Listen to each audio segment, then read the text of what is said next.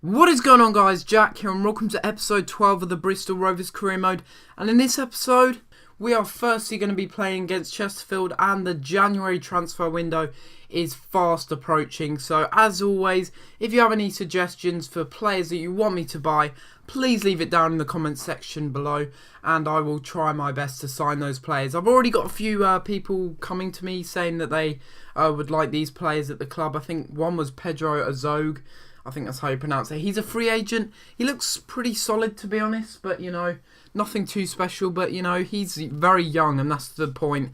And, of course, I will try to bring him in, as he is a free agent, and his wages won't be too high. Another one was Alex Nimley from Manchester City, I think it is, and yeah, he was a requested player, and not so much to actually purchase, but maybe bring on loan for the season. And if he's good, then, you know, maybe go out and get a permanent purchase for him, because the only problem is his wages. You know, he's at a really big European club, and his wages are going to be very, very high. And that's the only problem that I am facing at the moment with these players. I tried to sign Emma Hughes. I think that's how you say it. It's a Welsh guy who plays for Manchester City, another youngster, but he was a central midfielder this time. And maybe I'll try and go for him in this transfer window as well. I'm not 100% sure yet, but, you know, he's certainly got good stats on him as well, for sure. And, you know, the problem that I found once again was, you know, he's not that high overall. That's the thing. He's about 58, 59 overall. But his wages are like $3,000 a week. It's ridiculous. You know, I can't afford that. I don't think any of the clubs in this league can actually afford that, to be honest. So that's certainly going to be a problem for me, and the reason why I may actually swing towards, you know, going for free agents, because that's what people really did want, and maybe that is what I will do, because, you know, it just makes sense for the moment, you know, until I get promoted, which at the moment, I'm not saying I am, but at the moment it's looking very likely already, and we're only halfway through the season. We're absolutely dominating in this league, and what a shot that was there, and how did he miss that? That was an open goal. Should have gone for a normal shot instead of an acrobatic shot, but, you know, that was a very powerful shot, and very lucky not to be down 1-0 in this game against Chesterfield, I think it is. And yeah, we were playing well in this game, but back onto the transfers. I am interested in a few players. Someone quite a few episodes ago, actually, I think maybe about 3 or 4 episodes ago, suggested a player. I think it was a Colombian striker. He's really quick and got good strength. And I've also picked out a few other players, and yeah, I almost forgot, actually. Another suggestion was Ryan Gould, and, you know, I think he's best known for being in Doc Landers' Millwall series.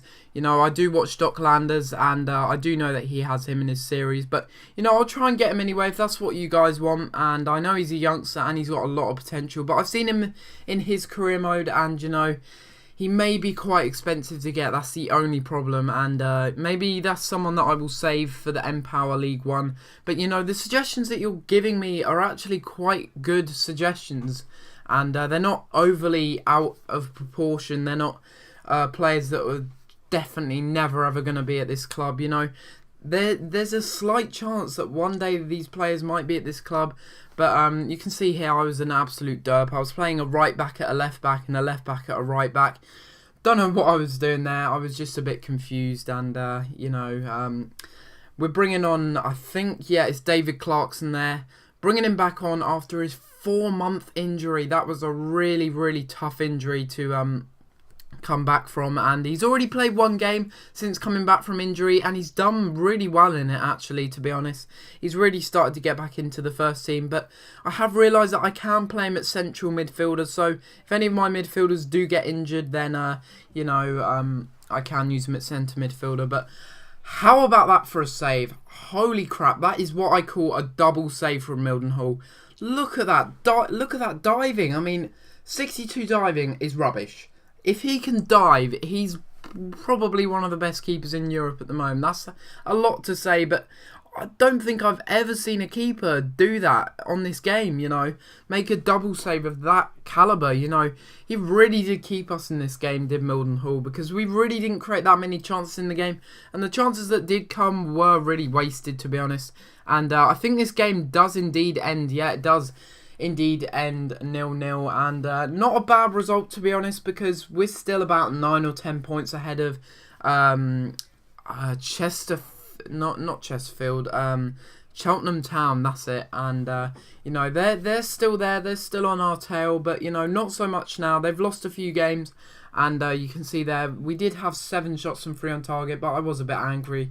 But I had no reason to be angry, to be honest. You know, we'd been playing well in that game, and the draw was, well, I guess it was very deserved, to be honest, because, you know, that's another clean sheet for Mildenhall. But in this game against Newport, I'm pretty sure they're the bottom of the table, so I do indeed sim this game. And one of the main reasons I really did sim this game is because I wanted to get that step closer to the transfer window, because I know that's the best time of the actual series, to be honest. It's the most eventful time, and Clarkson coming back from injury and scoring to make it 2-0. Oscar Gilles getting the first one, and Brunt getting another one there to make it 3-0. What an absolute domination this has turned out to be. And Clarkson really doing well, and Brunt getting a second there, but Zabrowski manages to get another one, and just before the end of the game, their striker gets an injury. So, you know, really not a good game for Newport there, and we absolutely thrashed them. We absolutely spanked them 4-1. That is really, really good result. And you can see there, Elliot Rich is a little bit concerned that he's been replaced.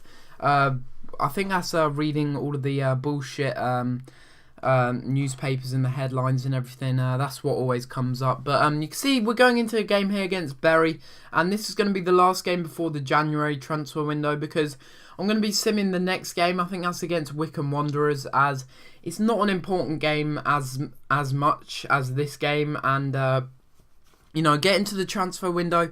I want to be in it by next episode. Next episode, in episode 13, and I want to start making transfers then and there. And I will have to inquire to the board. Hopefully, they'll give me some funds. That would be fantastic if they can give me like 400 grand or something. Maybe a little bit less, I don't know, but you know, that will really, really mean I can go out and bolster up the squad, really improve it, and for the second half of the season, absolutely dominate, even more so than we are at the moment, which is hard to believe because we are winning pretty much every single one of our games. And you can see here Clayton gets the ball, does a lovely through ball over to Brunt, a bad touch from Brunt, but luckily Max Clayton is there with the rebound. What a great volley that was with his right foot. Unfortunately, the goalkeeper did come off his line and save Brunt's shot. It was a pretty poor touch from Brunt, to be honest. He probably should have taken a lighter touch there. Maybe gone for a shot round the keeper. But luckily, my man, my saviour, Max Clayton is there to make it 1-0. And that is always very good.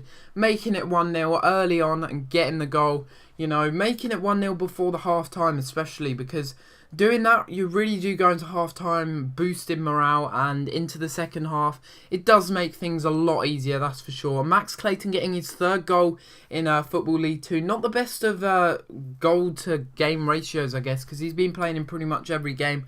But, you know, it's not horrible at the same time, and I can expect really good things from him as he grows as a player. But we do go into half-time, 1-0 up, very good result, and you know, Bury really weren't in this game, and winning 1-0, very deserved. We had a few chances in the game. I probably should have showed a few more, because we were really, you know, in charge of this game at half-time, and showing who was boss, really. You know, 3 shots, 3 on target, good possession stats. It shows that we were really controlling the game and controlling the possession very well. And I think I do bring on a substitution here. I'm not 100% sure if I do, actually.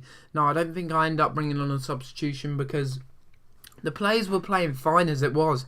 I was playing Guevara at cam, which was an interesting change, I guess you could say. But, you know, he seemed to be doing very well there, to be honest. He's got very good passing stats. Not the best of defending stats, hence why I'm not playing him at the central midfield position. So I'm going to switch him up to there for now. And the main reason was Frank Doyle, our youth player, was low on fitness. And it was the same with, I think it was Clarkus. So I'm not 100% sure though. I'm pretty sure he might be playing in this game, but you know, not so sure about that. And you can see here that they did start to get back into this game. You know, they had a few breaks on goal, and right here, that was just an absolute burst of pace. Didn't really see that coming, but luckily the cross isn't good enough, and we do manage to keep it out. Hedgewig there, I don't know why I said Hedgewig, it's Sedgwig. not Hedwig from Harry Potter, but you know, maybe he could be. But anyway, going on into the 61st minute here, Clarkus was playing in this game actually. Does a lovely through ball over to Smith, and look at that curve. He's got some of the crappiest curve stats I've ever seen on a right back. And that is an absolutely brilliant cross. Peach of a cross. It was so good. I watched all the replays on this because that was a really good cross to pick out Max Clayton and give him his second goal. Absolutely wonderful assist. And what a deserved goal that was, you know. Max Clayton was playing fantastically in this game. Getting into the right positions at the right time. And this is why I bought this guy, because when he does play well, he will play well because he's always in the right position. He's got very good attack positioning. He's got good pace. He's got alright strength and good finishing as well. That's really what you need on a striker. And, well, like I did say, I do want to pick up another striker. Maybe get rid of David Clarkson. Not 100% sure on the situation yet. But, you know, as I get comments down below suggesting players, then, you know, I will make my decision up. But you can see that they do bring one back there. Mildenhall finally conceding a goal. That's taken a little while for him to concede in the league. And, well, that really does bring them back into the game. That was one of their only chances on goal, but they do capitalise on it. And I thought he was offside, but he wasn't. And quite a tidy finish into the bottom left-hand corner, to be fair. But luckily, we do manage to hold on for those 3 points. And it's 90 minutes, and we do win the game 2-1. Very good result, and taking down the 3 points. Absolutely destroying this league at the moment.